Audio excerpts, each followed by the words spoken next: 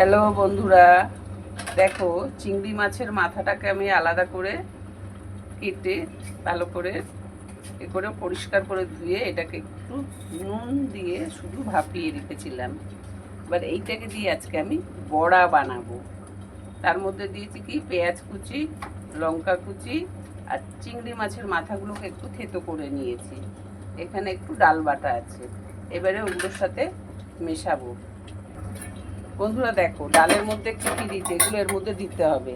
দেওয়া আছে হলুদ, কালো জিরে, নুন, এটা কাঁচা লঙ্কা, রসুন বাটা, এগুলোকে এর সাথে মেশাবো। দিদি ভাই ঢেলে দাও, একটু ধনে পাতা দেবে এর মধ্যে, দিয়ে দাও, একটু ধনে পাতা দিয়ে দাও।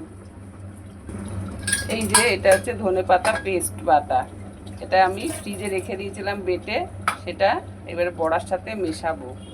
এটাকে এবারে একসাথে মেশাবো, মিশিয়ে বড়া করবো। দেখো এগুলোকে পুরো দুটো একসাথে মিশিয়ে নিয়েছি, এবারে এটাকে বড়া ভাজবো।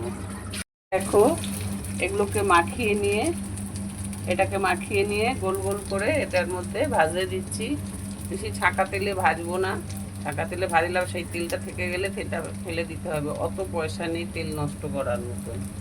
এই জন্য অল্প তেল দিয়ে এটাকে ঢাকা দিয়ে দেবো, ওপরটা একটু ভেপে যাবে, আবার উল্টে দিয়ে আবার ঢাকা দিয়ে দেবো, এইভাবেই ভাজবো।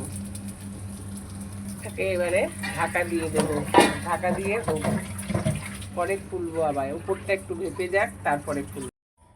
বন্ধুরা দেখো আমার বড়া ভাজা হয়ে গেছে, এবারে শুধু খাবো।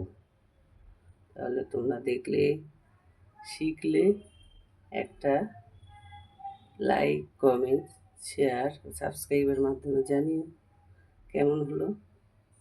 Tata, bye bye.